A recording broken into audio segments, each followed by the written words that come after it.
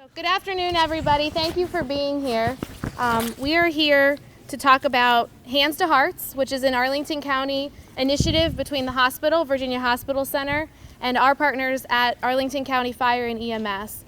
We are here also for a more important reason, because Hands2Hearts saves lives, and we have a Hands2Hearts story for everyone today. And Ben is here with us because of Hands2Hearts and bystander CPR. So I just want to give Ben a round of applause for being brave enough to share his story.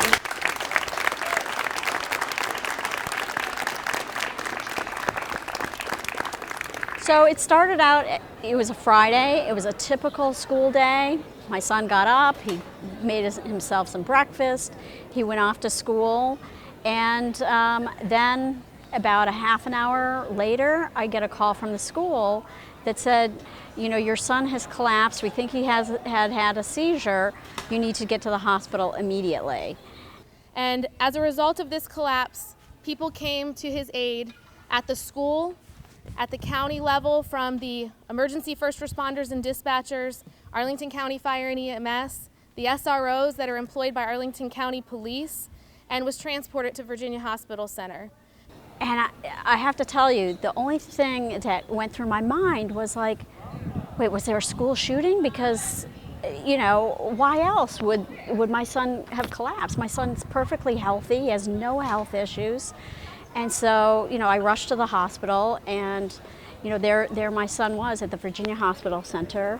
And his life was saved as a result of that Hands2Hearts and bystander CPR. And what I did find out, which was, you know, as a parent, just sends my heart racing every time I think about it, is only 1 in 10 people survive. 1 in 10. I mean, my kid was a really lucky kid, and I am convinced, had this happened when he was walking to school, if it had happened on the bus, if it had happened, you know, kind of in another instance, he may not have survived. So the American Heart Association recognized that in 2015, only about 42% of people were receiving bystander CPR when they had a cardiac arrest outside the hospital. So they set a goal of doubling that number of 42% by 2020. So in order to accomplish that, they started promoting community CPR programs. So the Hands2Heart, I went to Wakefield and watched them do this program. I was so impressed.